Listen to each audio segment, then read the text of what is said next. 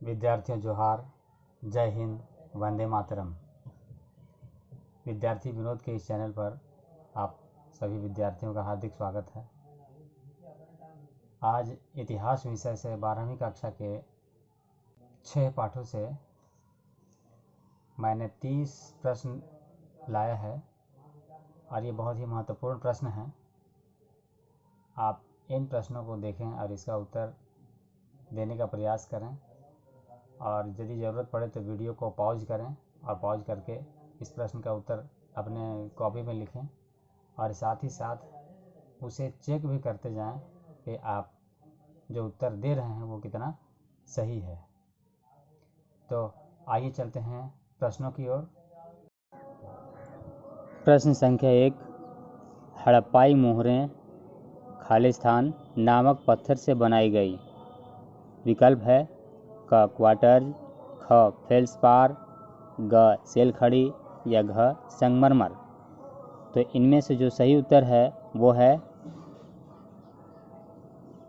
सेलखड़ी। चलते हैं दूसरे प्रश्न की ओर। तो दूसरे प्रश्न में है खालिस्तान को भारतीय पुरातत्व का जनक कहा जाता है। किसे भारतीय पुरातत्व का जनक कहा जाता है? विकल्प क में है जनरल अलेक्जेंडर कनिंघम, ख अलेक्जेंडर फ्लेमिंग या ग लॉर्ड डलहौजी या घ R.E.M. व्हीलर।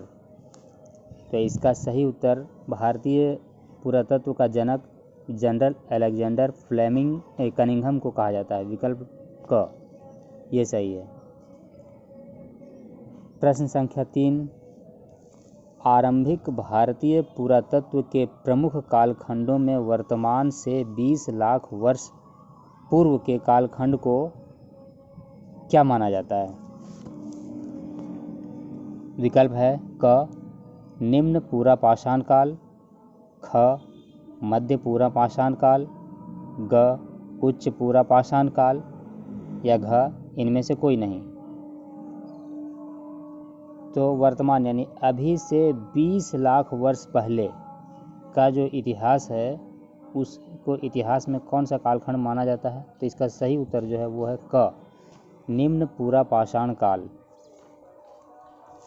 चलिए चलते हैं अगले प्रश्न की ओर। प्रश्न संख्या 4, लाजवर्द मणि नीले रंग का कीमती पत्थर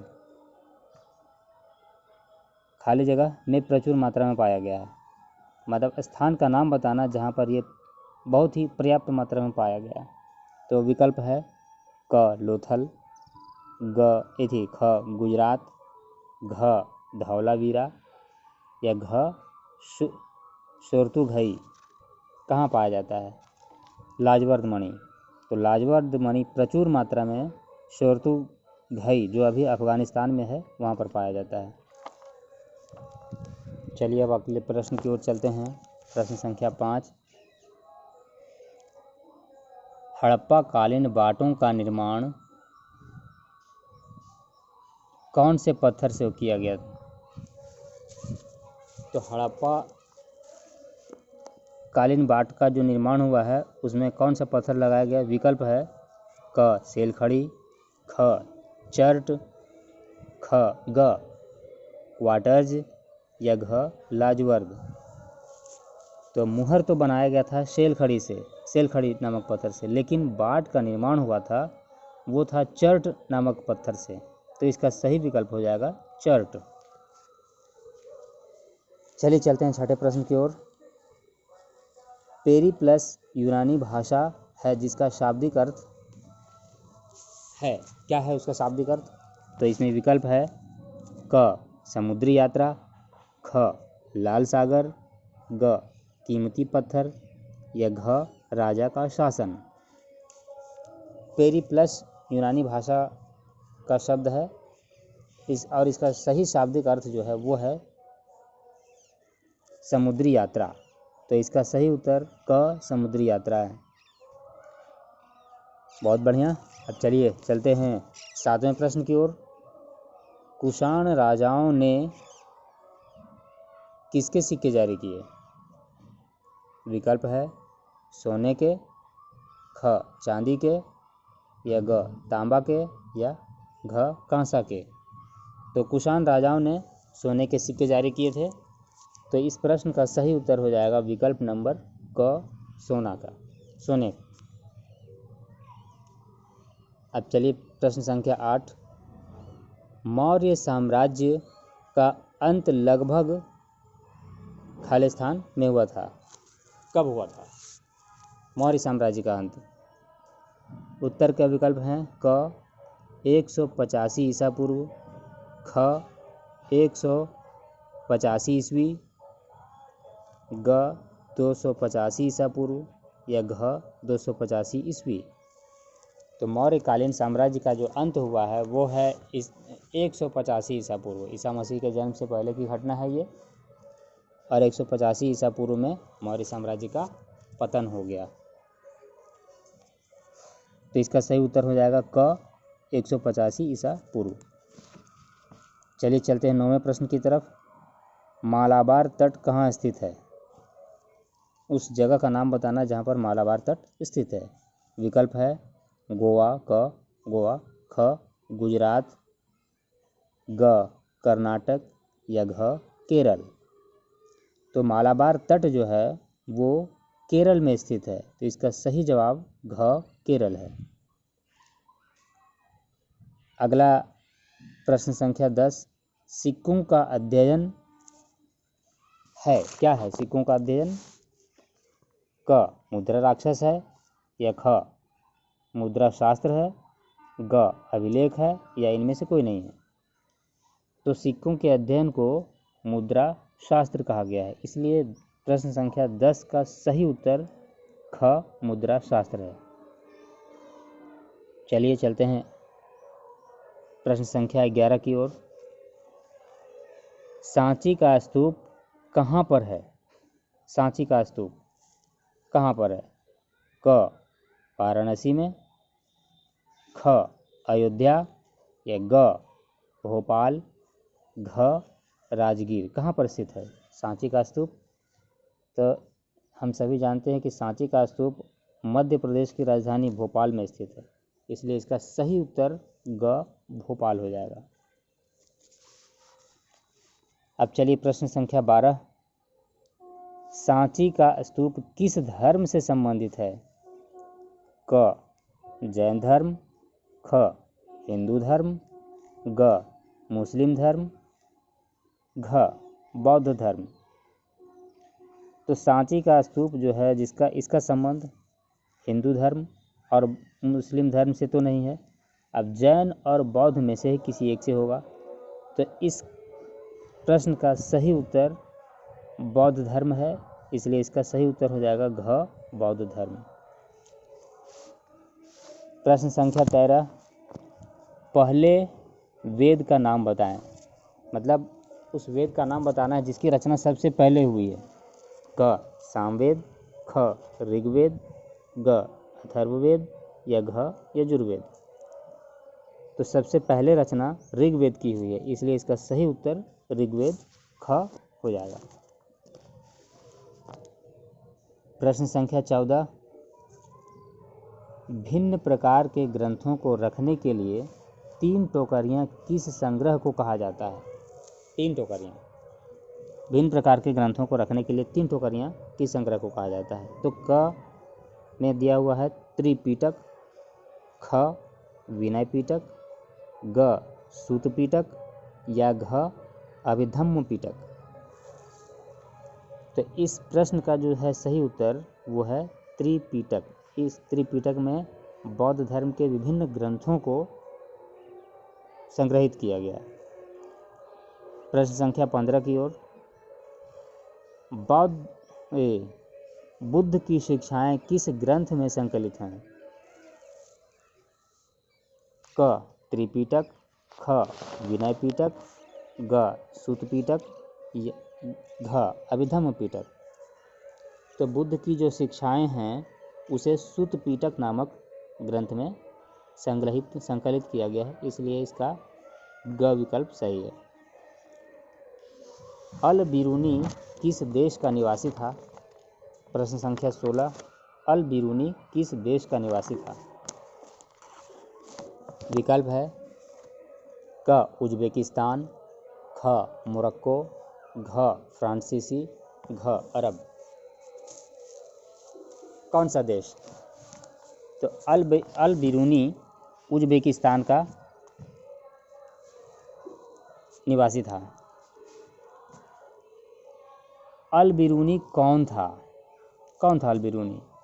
17 नंबर में, यात्री, ख शासक, ग व्यापारी या उपरोक्त सभी। तो हम सभी जानते हैं कि अल बिरूनी जो है सो वो यात्री था, इसलिए इसका सही उत्तर हो जाएगा क यात्री। प्रश्न संख्या 18, इब्न बतूता भारत के किस 2 फसलों का चित्रण और वर्णन करते हैं? भारत में उपजने वाले 2 फसल जिसका वर्णन इब्न बतूता ने अपने यात्रा के दौरान किया था। क आम और केला, ख काजू और किशमिश, ग कटहल और ओल या घ नारियल और पान। तो इब्न बतूता नारियल और पान का चित्रण और वर्णन दोनों ही किया था। चलिए बढ़ते हैं 19वें प्रश्न की ओर।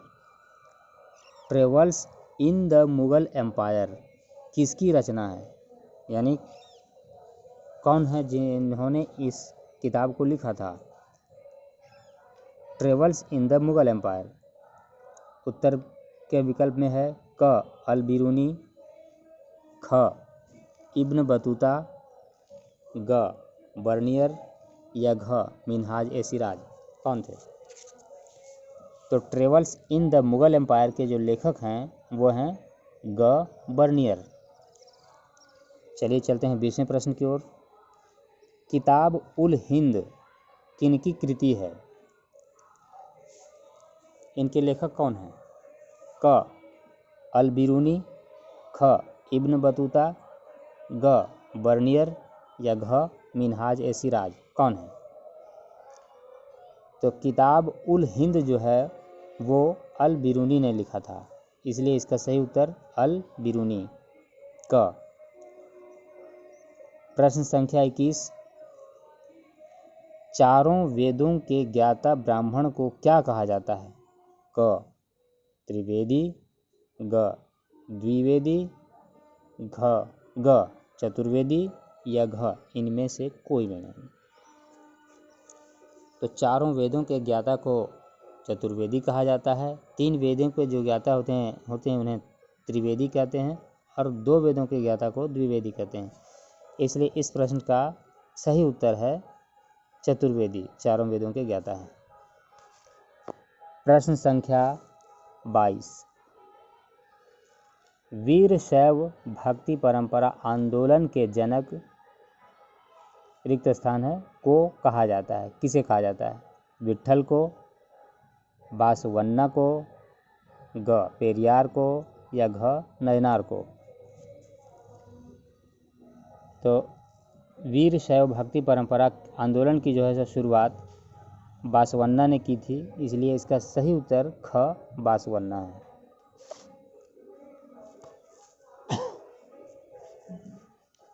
प्रश्न संख्या 23, अमीर खुसरो का जन्म कब हुआ था?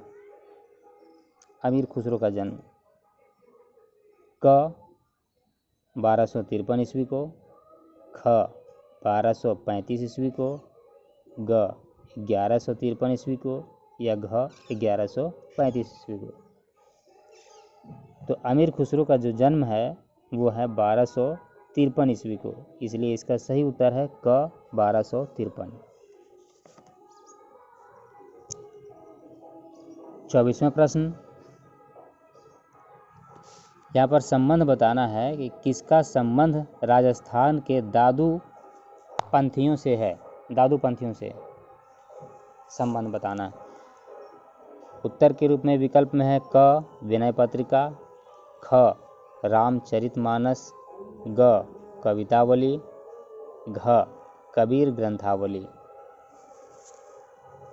तो इसका राजस्थान के दादू पंथियों से जिनका संबंध था वो है कबीर ग्रंथावली का। कबीर ग्रंथावली में राजस्थान के दादू पंथियों का वर्णन किया गया है। अब चलिए 25वां प्रश्न, खालसा पंथ की नींव किसने डाली? खालसा पंथ की नींव, क गुरु गोविंद सिंह, ख तेग बहादुर, ग गुरु नानक, उपरोक्त सभी। ये सभी किसने डाली? तो हम सभी जानते हैं कि खालसा पंथ की जो स्थापना है वो सिखों के 10वें गुरु गुरु गोविंद सिंह ने की थी। तो इसलिए इस प्रश्न का सही उत्तर है क गुरु गोविंद सिंह। प्रश्न संख्या 26, छठी से चौथी शताब्दी ईसा पूर्व में खालिस्तान है सबसे शक्तिशाली महाजनपद बन गया था। कौन सबसे शक्तिशाली महाजनपद बन गया था? क मगध, ख अंग, ग पज्जी या घ इंद्रप्रस्थ। तो छठी से चौथी शताब्दी ईसा पूर्व में जो सबसे शक्तिशाली 16 महाजनपदों में जो सबसे शक्तिशाली था वो था मगध। तो इसका सही उत्तर है क मगध। 27वां प्रश्न, बौद्ध ग्रंथों के अनुसार खाली जगह है सर्वाधिक प्रसिद्ध शासकों में से एक था। यानी शासक, उस शासक का नाम बताना है जो बौद्ध ग्रंथ में सबसे प्रसिद्ध माना गया है शासक। क चंद्रगुप्त मौर्य, ख बिंबिसार, ग अशोक या घ समुद्रगुप्त। तो बौद्ध ग्रंथों में सबसे सर्वाधिक चर्चित राजा जो हैं वो हैं अशोक। तो इस प्रश्न का सही उत्तर है ग अशोक। आइए चलें 28वें प्रश्न की ओर। समय बताना है कि ईसा पूर्व में पाटलिपुत्र को मगध की राजधानी बनाया गया। कब बनाया गया पाटलिपुत्र को मगध की राजधानी? क पहली शताब्दी में, पहली शताब्दी ईसा पूर्व, या ख तीसरी शताब्दी ईसा पूर्व, ग 5वीं शताब्दी ईसा पूर्व या 4थी शताब्दी ईसा पूर्व। तो हम सभी जानते हैं कि मगध की जो राजधानी है वो पहले राजगाह, जिसे अभी राजगीर कहा जाता है, वो है था, और ये 6ठी शताब्दी ईसा पूर्व में था। लेकिन पाटलिपुत्र को 4थी शताब्दी ईसा पूर्व में मगध की राजधानी बनाया गया। इसलिए इसका सही उत्तर जो है वो हो जाएगा घ 4थी शताब्दी में पाटलिपुत्र को मगध की राजधानी बनाया गया। इसके पहले राजगाह यानी अभी का राजगीर था। 29वां प्रश्न, अर्थशास्त्र किनकी कृति है? क चाणक्य की, ख चंद्रगुप्त की, ग अशोक की या घ समुद्रगुप्त की। तो अर्थशास्त्र बहुत ही चर्चित कृति है और इसके रचयिता हैं चाणक्य। तो इसलिए इस प्रश्न का सही उत्तर है क चाणक्य।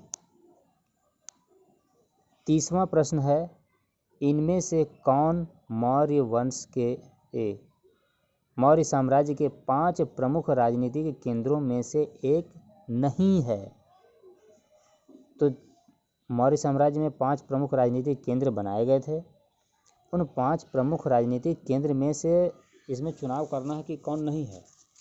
तो उत्तर के विकल्प में है क पाटलिपुत्र, ख उज्जयिनी, घ सुवर्णगिरी या घ शिवपालगढ़।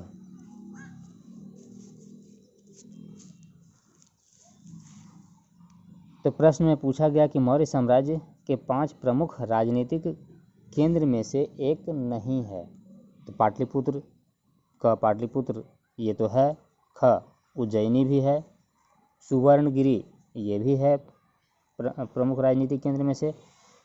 तो जो नहीं है वो है घ शिवपालगढ़। तो इसका सही उत्तर हो जाएगा घ शिवपालगढ़। आप मेरे इस चैनल से जुड़े रहें। इस चैनल पर इसी तरह का वीडियो, ज्ञानवर्धक वीडियो आता रहेगा और आप अपने ज्ञान की जांच करते रहें कि आपने इतने सारे प्रश्नों में कितना सही किया है, इसे कॉपी पर नोट भी करते रहें। तो आप सभी का बहुत बहुत धन्यवाद। इस चैनल को ज़रूर लाइक और सब्सक्राइब करें और शेयर भी अवश्य करें। धन्यवाद।